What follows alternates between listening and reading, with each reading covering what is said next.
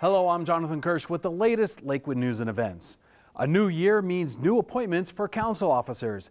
At the January 11th City Council meeting, Ramey Johnson was appointed Mayor Pro Tem. She'll serve in the role as mayor in his absence. And Shakti was appointed Council President. The President helps set the Council's agenda and fosters communication among the Council members. To watch that meeting online, visit lakewood.org/council videos. The federal government recently informed the city that it is ending negotiations with Lakewood for 59 acres of federally owned land north of the Federal Center Station. The City Council was considering participating in an agreement to receive the property in exchange for providing construction services for a new laboratory on the Federal Center campus. The agenda items regarding this potential agreement set for the March 28th City Council meeting have been removed. You can find out more at lakewood.org/Fed Center Station. It's breeding season for coyotes, so you might see them marking their territory and behaving a little more aggressively than usual. Here's some things you need to know about keeping your pets safe during this time. First, remember to keep an eye on your dogs, even when they're in the backyard, and always have them on a leash when you're walking them in parks. Also, if you see a coyote nearby, wave your arms and make noise to scare it away. You'll see a few more tips in this short video on coyote breeding season. Recognize that sound? That's the coyote call of the wild. Although coyotes often live side by side with their human neighbors, it's important to remember they're wild creatures with wild instincts. Coyote breeding season happens during the first part of the year. Right now, coyotes are marking territory and behaving more aggressively than usual. Don't be surprised if you find them in your yard. Watch small and medium-sized pets carefully when they're outdoors. Coyotes can jump fences. Avoid leaving food and water outside of your home. Use care when topping off bird feeders not to drop food on the ground, and pick up fruit that's fallen from trees in your yard. If you see a coyote, yell, stomp, and throw things at it to scare it away. Teach children to make themselves look big and not run from coyotes. Running makes them look like prey. Keep pets away from coyotes. Coyotes have been known to kill and eat prey as large as a deer. If you have holes on your property, fix them, because soon enough, coyotes will be finding new dens to have their pups. To learn more about coyotes, go online to www.wildlife.state.co.us or call 303-291-7227. For more information on coyotes, watch the Coexisting with Coyotes video at lakewood.org/Lakewood8 or visit lakewood.org/coyotes. As we settle into winter, just a friendly reminder to help make Lakewood safe by clearing snow and ice from sidewalks and driveways around your property. Residents, business owners, and tenants should remove snow, ice, and slush on sidewalks and driveways adjacent to their properties within 24 hours after the snow has stopped falling. It's important to shovel early and often to help prevent accumulation and to avoid dealing with packed and heavy snow. You have an opportunity coming up to meet your new South Lakewood City Council members, reconnect with your long-standing representatives, share some snacks, and learn how to protect yourself against fraud. The COPS Council and Community event will be January 21st at 6:30 p.m. in the community room at the Lakewood Cultural Center. Carrie Johnson, Director of Crime Prevention for the 1st District Attorney's Office, will give an extremely informative fraud prevention talk and provide a complimentary Power Against Fraud handbook and a pocket wallet.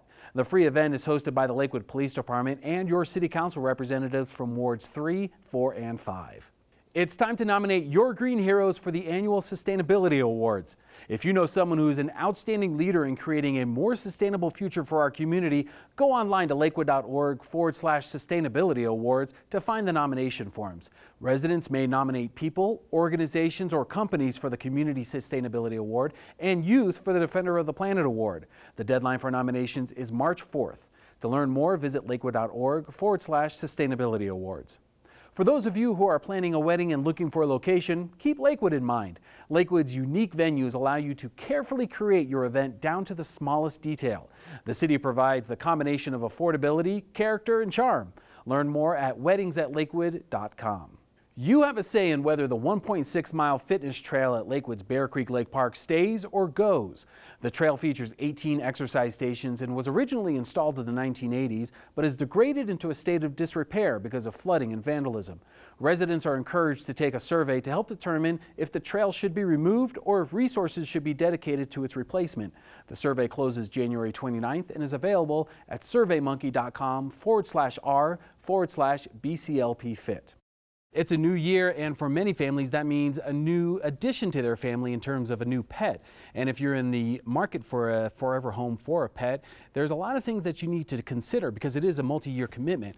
And joining us now to talk about some of the questions that you need to ask yourself is Jessie Burns from the Foothills Animal Shelter. Hi. Thanks for joining us. Thanks for having me on. Before we get to some of these questions that we need to ask ourselves, can you introduce us to your little friend? Yeah, this is Lucas, and he is a 5-month-old Chihuahua mix. He came to the shelter a couple of weeks ago, but he's looking for a home now.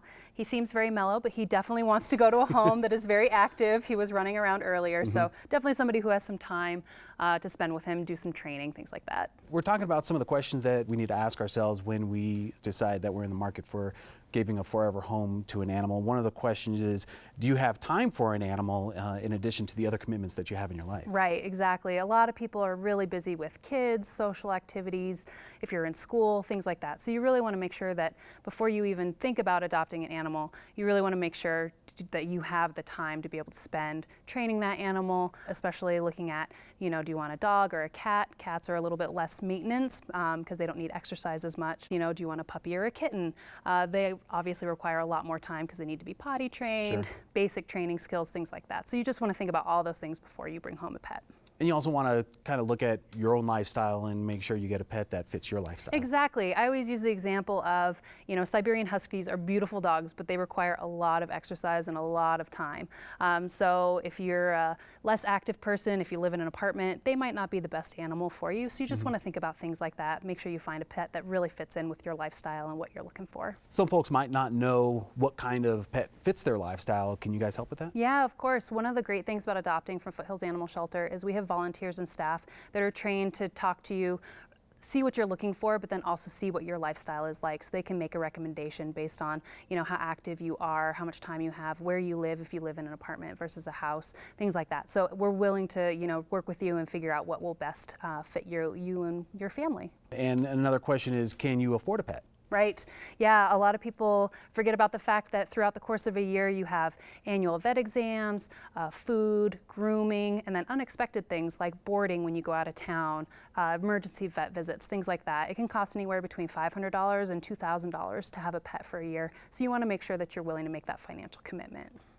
And the last question is everybody in the household ready to have a pet? I think a lot of parents will bring pets into the home hoping that their kid will learn the skills of taking care of an animal, which is really great. We really like to encourage that, but you want to make sure that if you are the parent, you're also on board. Kids' attention spans can be a little bit less, and they might get bored with having a pet, so you want to make sure that you're willing to make that commitment and clean cages and feed an animal and things like that too. And it can be a really great bonding experience for a family if everybody is willing to pitch in and help take care of the animal together. Because if not, then the pet goes back to Foothills Animal Shelter. Exactly. We end up seeing a lot of animals, especially critters. We get a lot of hamsters, guinea pigs, bunnies that come back to us because the child has said that they want to care for it, but then it ends up being the parent, and the parent didn't really want a bunny, and so it comes to the shelter. So again, you just really want to think about that before you bring home a pet. You guys are having a special, an adoption special this month. We are, yeah. We're having a Warm Your Heart Wednesday adoption special on Wednesday, January 20th, and it will be half off adoption fees of all dogs and all cats 6 months and older. And that's a really great deal because it still includes their spay-neuter surgery, vaccinations, a microchip, and a free health exam. So it's a really great deal if you are looking to bring a pet into your home. That's all good stuff to think about when we're looking for a pet. Thank you very much for coming in, Jessie. Thanks for having me. If you want to learn more about adoption specials and how to license your pet, you can go to foothillsanimalshelter.org. If you're a new business owner or thinking about starting a business, listen up. The Jefferson County Business Resource Center has created Launch, a 6-week interactive program designed for startups and new business owners that will provide foundational support and the necessary skills needed to launch, grow, and manage a successful business. Instructors are seasoned and successful Jefferson County business owners who volunteer their time and services in support of the Resource Center and its clients. The first session is 8 a.m. to noon on January 29th. For more information and to register, visit jeffcobrc.org. The inaugural West Colfax Mural Fest was a big success, and now organizers are looking for artists to participate in next year's Mural Fest. The 2016 theme is Reinvention, the art and science of survival, transition, change, and growth. The festival is designed to celebrate creativity and the character of historic West Colfax during a one-day event with art, music, food, and creative activities in August. The deadline to submit qualifications is January 25th. You can learn more at 40westarts.org. If you're looking for something creative to do, or maybe you want to take a fitness class as a New Year's resolution, then take a look at Lakewood's winter and spring issue of Community Connection. Registration is open for classes, camps, events, and outdoor adventures. You can view the interactive online publication and click on the activity numbers to register for arts, parks, and recreation items at lakewood.org/community connection. The Lakewood Symphony Orchestra will perform their next concert on February 6th at 11 a.m. in the Lakewood Cultural Center. The animated orchestra concert is basically a cartoon score being performed. The hero of the cartoon is a playful and curious ferret who sneaks into an instrument shop late one night. For more information and to get your tickets, visit lakewoodsymphony.org. The Lakewood Cultural Center is hosting a great performance at 7:30 p.m. on February 6th that you won't want to miss. Broadway's next hit musical is entirely improvised and outrageously funny. Each scene is new. Every song is being sung for the first time. Called hilarious by the New York Times, this show puts the audience in the director's seat, suggesting songs and voting on their favorites as the cast turns the skits into a full-blown improvised musical, complete with memorable characters, witty dialogue, and plot twists galore. Take a look at this sneak peek of the show.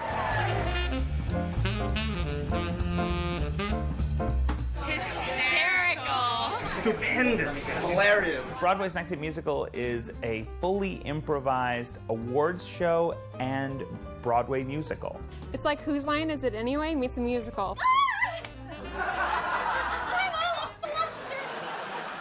The first half of our show is a parody of your typical award show. The presenters come up one by one, pick out one of your made-up song titles from the bowl, and present that song title as though it were a pre-existing song from a musical nominated for this award. And they make up a song based on that song title. They make up the lyrics, the music, the harmony, the choreography. The MC then leads the audience in a vote to pick which one of those 4 nominated songs wins the Broadway's Next Hit Musical Award. The second half of the show, we actually see that musical in its entirety, including a recreation of that initial improvised song. You know, they can all sing, they're all funny, and I thought it was wonderful. I've seen this show 4 times. I hope it goes on forever.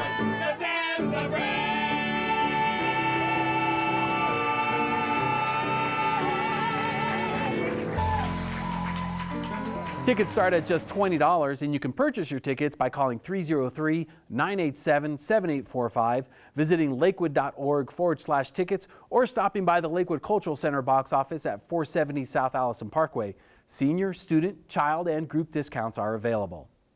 Residents have a great chance each month to meet with their city council members to provide their thoughts and ideas about the city, discuss neighborhood happenings, and learn about the issues that are on the city council's agenda. All the city council members have informal, casual meetings with residents that are often referred to as ward meetings. Sign up to receive email alerts about the upcoming meeting in your area of the city by visiting lakewood.org/city council. Click on the ward you live in to subscribe to the email alert. If you don't know which ward you live in, visit lakewood.org/ward map. And that's it for this edition of City Scene. Stay up to date on the latest Lakewood news and events at lakewood.org/stay informed. I'm Jonathan Kirsch. Thanks for watching.